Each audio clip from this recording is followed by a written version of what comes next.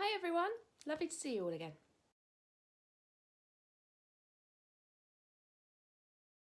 Hello everybody, it's been a little while since I last did one of these. Actually, that's not entirely true. Starting off with diversions right from the start. So I did record a podcast last weekend, rattled through everything. It took about 18 minutes for me to get through all my projects. I realised I had been talking at about 7,000 miles an hour and said nothing of any interest, so I just deleted it and thought that was obviously not the right time. So I'm back again today, hopefully with a little bit more clarity in my head, hopefully with a little bit more interesting stuff to share with you. But yeah, hi everyone. For anyone who's new, my name is Claire and I can be found predominantly on Instagram as Ferret and Gibbon. I am a knitter and crocheter, with pretensions at trying out other crafts occasionally. I am already waffling again. Let's see if we can start with some more sensible conversation first. So it's been about 3 months, I think, since I last filmed one of these. It's been quite a busy time for me. I've been going through an office move where I've been responsible for finding the new office, get everyone moved over, clearing out the old office, on top of my regular day-to-day job, which is more around project management of environmental programs. I have a weird role within my organisation in that I do lots of different things and I have sort of oversight of quite a lot of diverse different projects. So finding focus can be quite hard sometimes. But when there's a massive thing like trying to make sure that a whole organisation moves to a new building and doesn't impact on their day-to-day working at all, that was quite stressful. So very pleased that's done. That seems to have gone well. Everyone's happy in the new place. Tick VG. Then also what else has been going on? My parents have been down to visit. They've been helping us do some DIY at home. So we've been moving stuff and putting up new built-in shelving and various other bits and pieces. It is still very much a work in progress. There is a lot of stuff that needs painting in the house at the moment, but again, that's a project for another time to finish that off and put things back on the shelves again, which will be fantastic, and clear up some floor space so I don't keep stubbing my feet on random piles of books in hallways in the middle of the night. Life is always an ongoing project, right? You're never finished. There's always more to do. Anyway, from what else? Yeah, I'm taking a cheeky duvet day today. So, as I mentioned, I work for an environmental charity, and as a charity, the financial package is perhaps not what it would be in the corporate sector, but some of the benefits are top notch. So I get quite a lot of annual leave, and we also get allowed to take 2 duvet days a year, the kind of days where you go, I really can't be bothered to get out of bed this morning. And as long as there's nothing in your calendar, no immediate deadlines, you can just have to call in and say, nah, not for me today, sorry. So I've decided to do that today. I just couldn't quite face going in. So I'm here instead with you. This is much better, isn't it? Hey, yeah. Yeah, so that's what I'm doing today. So this morning I have already been listening to the new Nick Cave album. Love a bit of Nick Cave. So that's been accompanying my very chilled start to the day. And that's a good way to start a day. I definitely approve. You may have noticed the cat ears. It was a vague attempt to tame the absolute mess that is my hair this morning. Hasn't really worked, but hey, glittery cat ears. That's just, I mean, why not? It's not a bad thing, is it? Never a bad thing. Anyway, some crafty content. What have we got to do? So it's been a while. I've got no finished objects to share with you in 3 months. That's disappointing, but I've made some good projects, some good progress on the projects that I have been working on, and the fact that it's multiple projects is why I've not finished any of them. But let's start with one that you've actually seen before. So, hidden in one of my new project bags, I did a little bit of investing in new project bags. So this is a lovely drawstring denim project bag from Rick Rack Room. Is that right? Yes, Rick Rack Room, which I got on Etsy. Which is really nice. It's lined, it's got pockets inside, it's got pockets outside. It's denim, it's nice and sturdy. Feels very, very happy to just chuck it in my rucksack when I'm on the way out and about. So in here is the Light Trails sweater that I had started working on during the last podcast. And when I last showed it to you, it was about that big and was comprised of a single shoulder panel with the cable pattern on it. So where I've got to now is a finished body, and I've just started on the sleeve, the first of the sleeves yesterday. So it's all falling on the floor. This is a pattern by, let me remember my notes because we all know I have a terrible memory. Okay, yeah, so this is the Light Trail sweater by Suvi Simola. I'll add links in the notes below. And it's a stockinette sweater, slightly oversized, not oversized, positive. It's got some positive ease in it, or I'd say rather than oversized. For me, the difficulty with sweaters is often around finding the right size is getting things right for my bust won't match my hips because I've got big hips. So with this one, it's not too bad because it's quite a short sweater. So it's sitting mostly just above that, but with longer sweaters, that starts to become a problem. And so I was a bit nervous until I managed to actually try this on yesterday. But it fits, so that's really good. As I showed you last time, I had started knitting, I had made the cable panels for the shoulders, which you then pick up on both sides and knit down to create the rest of the body. I'm now picking up at the other end to create the sleeves. And this has been, so far, a really lovely knit. I've been knitting this with... so this is yarn that work bought me. Well, they gave me a voucher, which I then used to buy this for my 10-year anniversary in the job, which was lovely of them. So this yarn it's the Uncommon Thread Tough Sock yarn in the Tourmaline colour. And I really love this colour. So if you can see, it's grey with just these little flashes of reds and yellows and the occasional blue in there.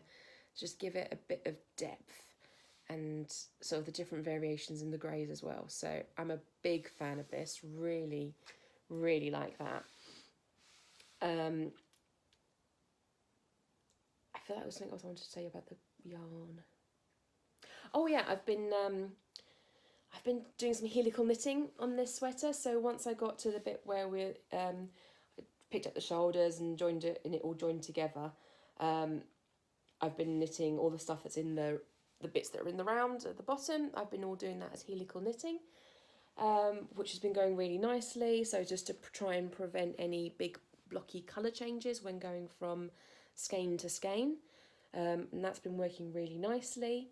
It's a little bit bobbly in places at the moment where, going from one place to another, my tension has changed minutely whereas I've picked it up and put it down, but I'm fairly certain that will all even out when I get around to blocking it once it's finished. So far really happy. At the moment the neck is really quite wide, but I think once I've put the neckband on it, that will shrink down a little bit, so that should all be fine. In the pattern, I will try and include a finished object picture here from the pattern.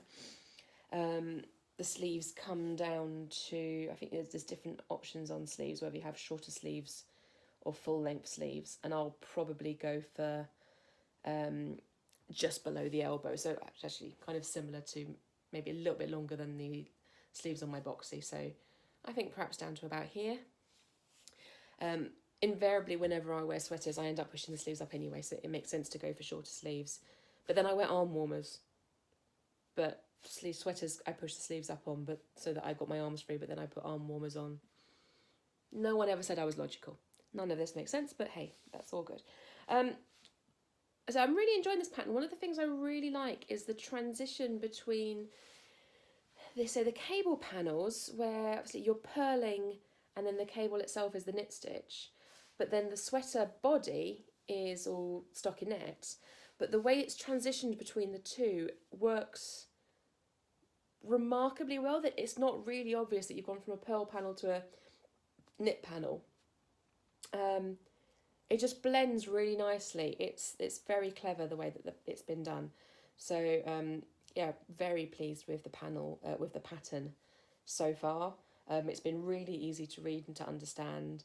I'm still very new to garment knitting, so this is I made a dress, I made a cardigan, I've made 2 boxies.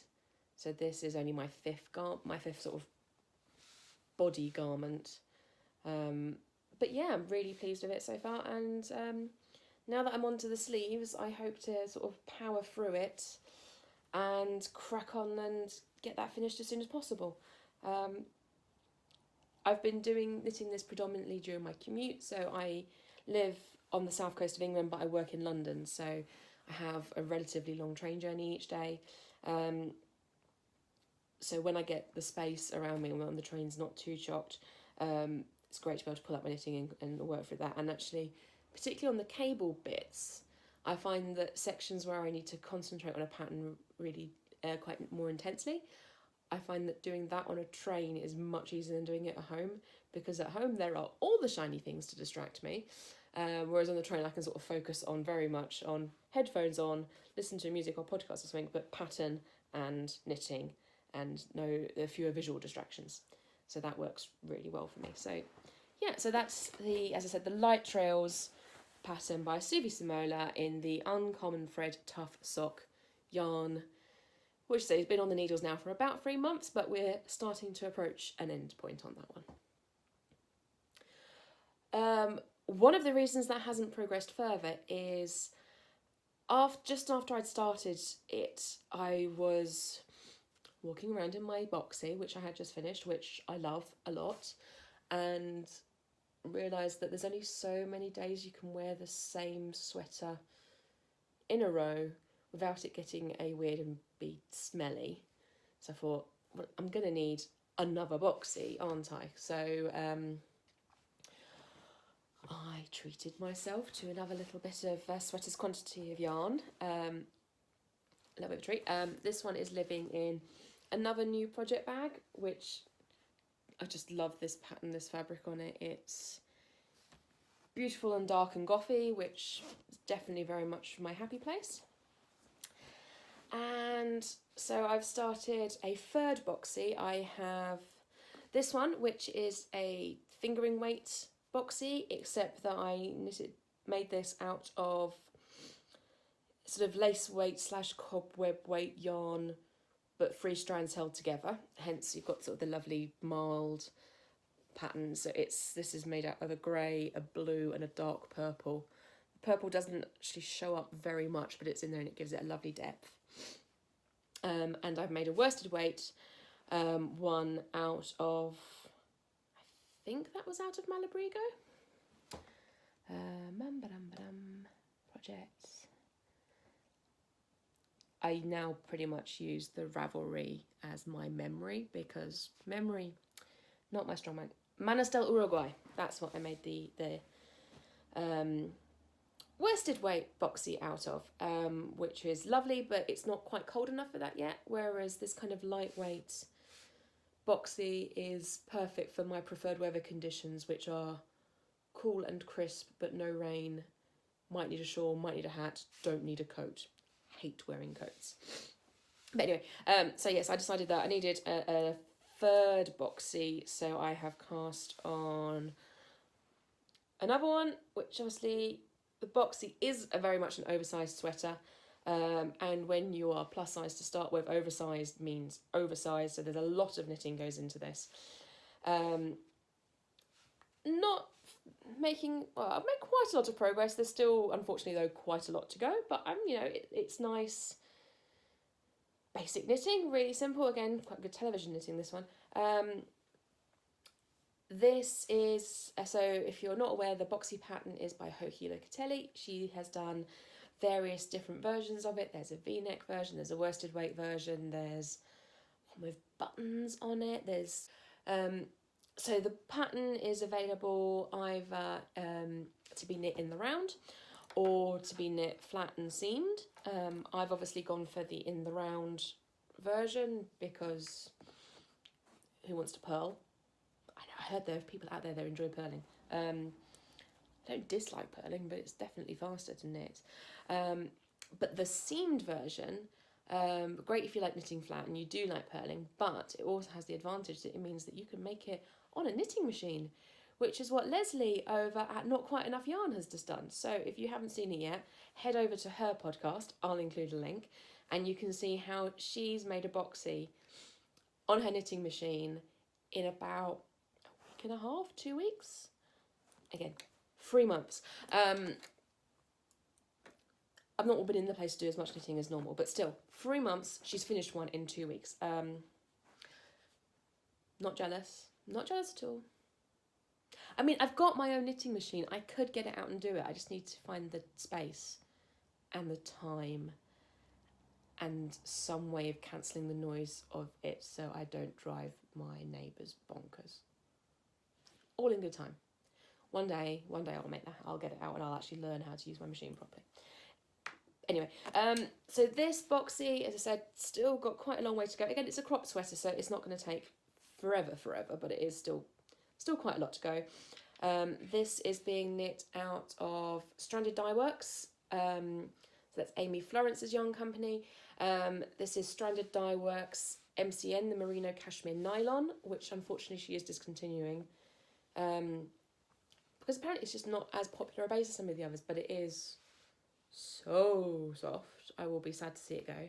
But I'm very much looking forward to her new bases, including she has just added a sock weight base to her collection, which is really exciting. Because you don't get much of that in hand dyed, and so that's really exciting. So anyway, yeah, so this is the Merino Cashmere Nylon, and the colourway is 4224, which she originally created as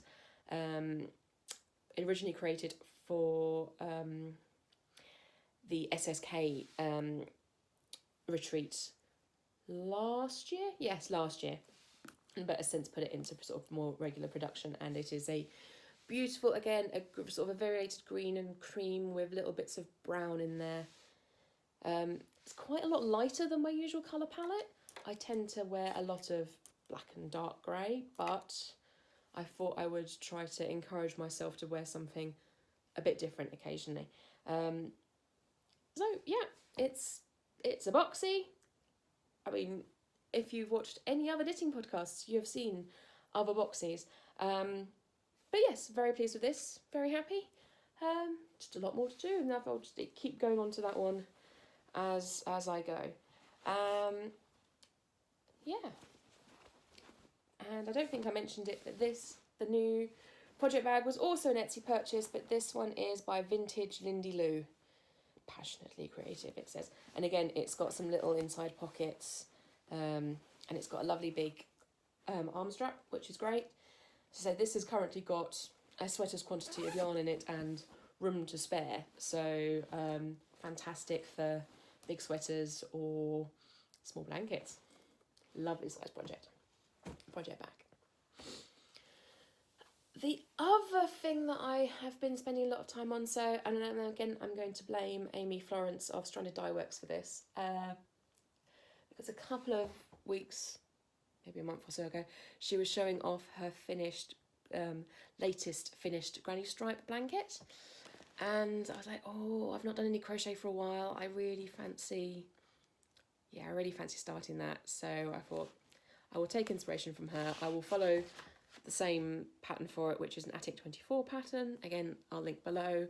It's fairly simple, but it's quite useful if you are not a seasoned crocheter to just remind yourself, to use the pattern to remind yourself how things fit together. Once you get past the first couple of lines, you won't need to refer to the pattern anymore. And yeah, so I've started crocheting a granny stripe blanket out of lovely scrappy yarn.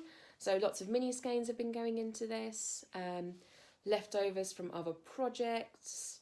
There's some vintage scrap that's in here from things I've had for quite a while.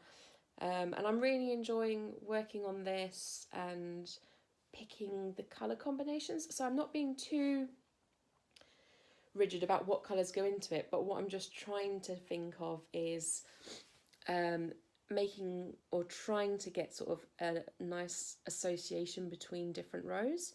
So there'll be these little hints of gradient where I've gone from pink to pink to pink to purple to blue, but there's always like a little bit of an association between each colour or a little reference point. So we might have gone from a green with a hint of brown to a cream with a hint of brown and a hint of pink to a pink with a, or a peach with a hint of yellow to a pink to, so yeah, it's not like a full, it's not a rainbow, but there's like these associations between adjacent yarn colours, which I'm just enjoying. It makes me happy then when I look into it in little sections, so each little section kind of feels harmonious. Yeah, so that's great fun. I got a little bit carried away when creating the original foundation chain, in that I wanted a blanket that would fit onto, well, we've got a double, a fairly standard double. I think it's like it's a European size one, so it's slightly longer and perhaps an inch or two wider than a standard UK double. But it is always my intention to upgrade to a king size at some point. So but we'll go for a decent sized blanket that is big enough to put over the bed. And I know that my husband's quite tall, so I was like, well, stand up and I'll see how far this chain has got compared to your height. And I'll make it a little bit bigger so it can go over your feet. And then it did, and I kind of just went, it almost did, and I thought I just need to add a couple of extra inches on just to make sure that it's long enough. And I think I got carried away, and I'm not quite sure how it happened, but I now appear to have a blanket that's about 11 feet wide, which is definitely big enough for any possible bed size that I might ever have in my future. It does mean this thing eats yarn, but it's going to be amazing. But also, because it's only fingering weight, it means that a lot of the time I'll probably be able to have it, if it gets really cold, I can flip it up and do it doubled, and still have loads to cover everybody and be really toasty warm. So that's going to be a project long in the making, but again, this is a fantastic TV project because I can crochet without looking. It's really satisfying getting to the ends of lines and then picking the new colours, and generally that's just making me very happy, and it's all colourful and pretty and beautiful and happy making. And I love mini skeins because so much colour and so much choice and variety, and that makes me really happy. And I had an advent calendar, a mini skein advent calendar a year ago. I've been putting some of my mini skeins into my Hexie Puff blanket, which is still on the go, but is, you know, a long-term project. That's something I'll be working on also for years to come. So I've still got a couple of Hexie Puffs that I'm working on, but I've had some advent calendar minis, and I've got a new advent calendar due this year. Only a 12 skein one this time rather than a 24 skein, but still exciting. Yeah, and so I just love putting all the different colours into it, which has been really great fun. But that does start to lead me over to stash acquisition, and I have been a hugely lucky person. I took the my scrappy blanket down to Knit Night the other week just to show them just how big it actually was, and one of our Knit Night ladies said, "Oh, I've got some leftovers from my scrappy blankets," and she brought me a bag of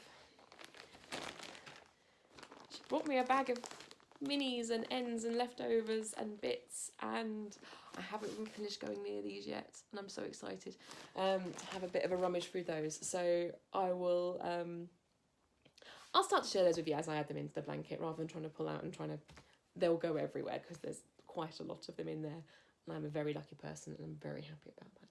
So thank you very much. Really appreciate that, Amy, really lovely. Amy and your mum, thank you. Other things that I have acquired, so... Oh, I got lucky. Again, I got lucky. I've had a lucky... Actually, looking at my stash, I've had a very lucky week, month, 3 months, quarter. I've had a really lucky quarter. So next thing to show you, fellow podcaster and fellow drummer. For anyone new, I'm in a drumming band. You'll find out more about that soon. Fellow podcaster and drummer, Kellyanne, who does the podcast Yarn Tales by the Sea, entered a competition on the Wool Warehouse Instagram feed a little while ago to win some yarn. And it was one of those competitions where you tag a friend, and she tagged me, and she won, and that meant that I won. And bag of goodies. Oh, this is very exciting. So, yay. These are balls of Sheepjes Cotton. Sheepjes? I'm assuming that's how it's pronounced. I've never heard a better way of doing it. Sheepjes Cotton, they're in loads of lovely rainbow colours. There is quite a lot in this bag, which is very exciting. And I've got absolutely no idea what I'm going to do with these yet, because in all honesty, I'm not a massive fan of knitting with cotton. So I will have a ponder on these. I might have a think, but if I don't come up with anything, what I might do is give this bag to Kellyanne so that she has a massive stash and can make a really big blanket out of it with the stuff that she's already got. But look at the colours. Aren't they cheerful and bright and lovely? I love a bit of cheerful and bright and lovely. Even if I do normally wear black, I like cheerful and bright and lovely. So, I mean, I never win competitions. That was very exciting to me. Very happy with that. What else have I got to share? Oh, over here. This was given by a friend who's... I think her daughter had bought this with the intention of making something out of it, and it had been sat in the corner of a room for a long time. So she brought it along and said I could have it. And this is massive wool. I've got 2 balls of this, and this is the kind of yarn that's designed for arm knitting. So I might have a go at arm knitting. Might see if I can make a big cowl out of 2 big balls. What can I say? I like big balls and I cannot lie. Sorry, I shouldn't have said that. Never mind. So this is lovely and soft. I've got absolutely no idea what it is. I think it's acrylic. But no idea. There was no information on the packet at all. But yeah, I'm going to have a go at making a big arm knitted cowl. And if it doesn't work, I will dig out my biggest knitting needles and have another attempt on that, because I've got some pretty chunky ones that I very rarely use. So, but yeah, that's fun. More fun stash acquisition joy. Right, oh God, there's more. I mean, I know it's been 3 months, but I didn't think I'd acquired this much stuff. Turns out I have. I need to knit faster is what I need to do. I really need to learn to knit a lot faster and get less distracted by social media. Okay, what else have I got here? Next bit. This is some Stranded Dyeworks. Stranded Dyeworks Merino DK in the Inappropriate Crush colourway. And again, so this is from Stranded Dyeworks, so from Amy, and I have got a plan in mind for this. I just need to get a matching grey to go with it, and then I'm going to make a beautiful, snuggly, DK weight brioche shawl, pink and grey. It's going to be amazing. It's going to be super warm. It's going to keep me toasty all winter. And if it avoids raining, I will need never wear a coat, which will make me very happy. So, yeah, this is the... I've not tried Stranded's Merino DK before, but again, it's lovely and soft and squishy. Really, I mean, it's Merino, it's lovely. And the Inappropriate Crush colourway, it's this sort of violety pink. I mean, it's definitely pink, but it's almost like on the violet end of pink rather than on the peach end of pink. But with some lovely little, again, some, I'm not sure I'd even call them speckles, but little bits of deeper colours in, some deeper purples, some deeper reds, and again, these little hints of green throughout it, which I love. It makes me think of roses. So I'm really, really pleased to have this. So hasn't started yet, but this has very much got a very specific project in mind. Lovely brioche shawl. It should look amazing. It should keep the winter at bay very nicely. Pop that over there. I feel really quite guilty about the amount of stash acquisition I've got. This next one, I'm nearly there. God. This was a birthday present from a friend. It was my birthday in September last month. And this was a present from Rachel, who is a really good friend of mine, effectively my work wife. And she has bought me this beautiful skein of West Yorkshire Spinners Exquisite, which is a lace weight, which is 80% Falkland wool and 20% mulberry silk. Super soft and squishy. Really lovely. There, it's obviously as lace weight, it's a 100-gram skein, so it's got about 800 meters on here, which should be plenty to do to make a shawl with. So again, I've got a couple of patterns in mind for that, perhaps. But once I've cast it on and firmed that up, I will share those details with you more closely. But I mean, it's soft beautifulness, and soft beautifulness bought for me by people who don't knit themselves, but no good yarn when they see it. This is happy making times. And then my final little bits of acquisition, so it's still bits, not singular. We're heading into winter now. It is definitely, summer is definitely gone. They've started putting the heating on at work. I don't think I approve of that, but that started happening. Not at home yet, not doing that. It's definitely been needed to wear more jumpers, more shawls on the way to work in the morning. And I've decided that finally I'm going to get myself in gear and I'm going to knit some socks. Now, sock knitting was essentially one of the reasons that I started learning how to knit in the first place. A friend of mine's mum used to knit socks and I used to think it was so cool. So that was a huge part of my motivation when I started learning how to knit. And I've been knitting for, well, at least 15 years now. During which time I have knit 3 socks. I started knitting a pair for myself, of which I have knit the first sock. I have knit about 3 rows of the second sock, and that has been in a bag for at least 12 years. And I found it the other day. Give me one moment and I'll show it to you. Hidden away in a pencil case, because of course that's where you'd store a sock.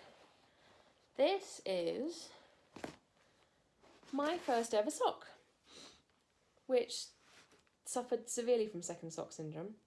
I don't own any sock blockers yet because I've only knit 3 socks, as I've mentioned. So it's a bit weird. Let me maybe pop it on a hand so you can see it. This was a ball of 2 balls of yarn, 50-gram balls, which look like this in the ball. I've got no information on the ball band, but when I bought them, the yarn, it came with a pattern. So I'm assuming that this is where I bought the yarn from, which says Web of Wool, and had a standard sock pattern on it for top down sock, knit on double pointed bamboo tiny needles. This is one of the reasons I've never finished it, because, well, a couple of reasons. So actually it must have been probably about 10 years ago that I was making these, because I think I was working on these around about the time that I met my now husband. So I'm going to blame him for being a distraction, for which is why I never got round to the second sock. But also, double pointed needles, not exactly my happy place. I'm not a massive fan of knitting on bamboo needles either. I might try and finish these at some point, but I can't remember. I've made very few notes on the pattern, so I don't know what size I made or what I did, and maybe this will get finished at some point. Not straight away, but... So that was my first ever knitted sock. I mean, it's not bad. It doesn't fit particularly well, but you know, first sock, that's fine. Maybe one day we'll finish that off. Maybe. I'm not sounding convinced, am I? But anyway, that was my first sock. Then I knit a pair of socks for my husband out of sport weight yarn, and I got the sizing so badly wrong on those that he only ever wears them as bed socks. Well, actually, I started knitting them for myself. Got the sizing so badly wrong. Neil wears them. They still don't fit him perfectly. He wears them as bed socks on days when the weather is really cold. But he does wear them. He does keep them. So, you know, they are in rotation. But I was a little bit disappointed by that. So that's why the knitting... sock knitting didn't go any further. But I am determined this time. I am going to learn. I'm going to do it properly. So I have, to spur myself on, bought myself some new sock yarn, obviously. And I have a little selection of things to choose from. I have got some West Yorkshire Spinners 4-ply in, I think this is the Rum Paradise colourway, because rainbows. Obviously, if anything's going to get me to knit socks, rainbows is definitely it. So, lovely that. I then got some Regia sock yarn, which is, this is their Pairfect yarn. The idea is that if you use the yellow yarn as like a guideline, you can make sure that you get 2 identical pairs with stripes in them. So you can see that one's a sort of a rainbow stripe and one's just a blue and red stripe. But the idea is that if you use the yellow when you're doing your casting on to make sure you don't have to weigh out the yarn, you get matching pairs. So I thought the colour combinations looked quite fun. So I thought I might give those a try. And then this last one I bought just because it was pretty, which is this, which is a Schoppel Zauberball. I used to speak German, I should know how to pronounce this. Zauberball. Magic ball. It means magic ball. Which I think is in their Tropical Fishes colourway, and because it's just pretty and squishy and delightful. So that one last. I think I'm going to start with the rainbows, because stripes are good when you're trying to make progress on something. And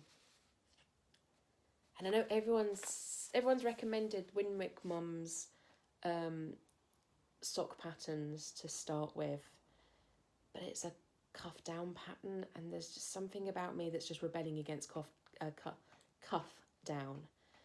So I think I'm going to start with toe up socks.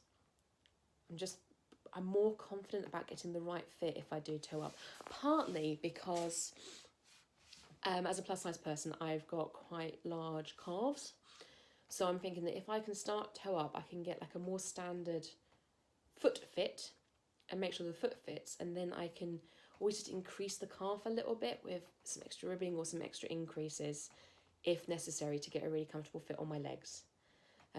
Whereas I think trying to do that in reverse would be more complicated for me at this stage. So that's the plan. So hopefully by next time I see you, I will have made some good progress on a sock, if my sock needles arrive in the post, which hopefully they will do this weekend. The sweaters are starting to get too big to take on the train.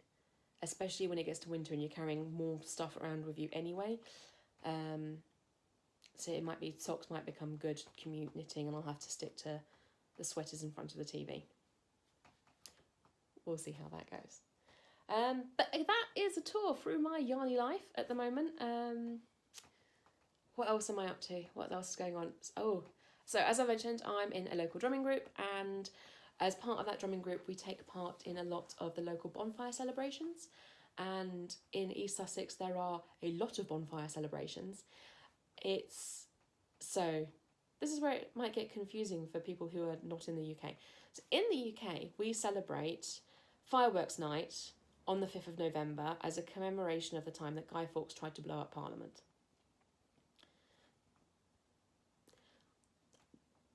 I'm not going to try to explain the history or the story behind it, because it gets very confusing and my history is not strong enough to make sure that I don't get it completely wrong. But basically, on the 5th of November, across the UK, we celebrate the time that Guy Fawkes tried to blow up Parliament. We do this by having a big bonfire and setting off a lot of fireworks. I mean, it's winter, everyone needs an excuse to set off fireworks and stuff. In Sussex, each little sort of local town will have its own bonfire. But rather than having them all on the 5th of November, they're sort of spread out, and they start from now and go through to the end of November. So we have like a 2 and a bit month season of bonfires. So the first one that I'm going to, and there have already been some, so actually it starts back in September. The first one that I'm going to is tomorrow. It's in Eastbourne, and there will be a big torchlight procession along the seafront, and the procession will sort of go up and down the seafront onto the beach, where there'll be a massive bonfire, and then there'll be fireworks afterwards.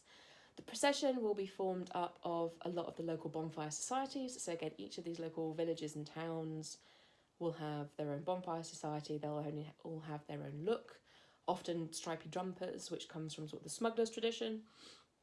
They'll be walking around with flaming torches, and interspersed between them will be groups such as the local drumming groups, of which again there are quite a few. So my own group, Section 5, is just one of those.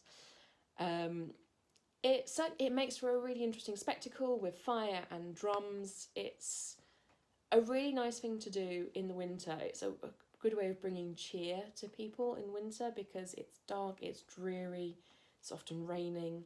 We need fun things to look forward to. So yes, the first of my bonfires is tomorrow, and then they start coming with increasing regularity. Got quite a few of them throughout, say, October and November. I'll see if I can get some footage maybe tomorrow, and I'll perhaps drop that in next time so you can see what one of the bonfire processions look like. Want to know anything about it? Ask me questions below. Anything else to say? Probably not. I think I managed to get through this without too much jibber jabber or too many edits having to be made, so hopefully that means I can get this up really quickly.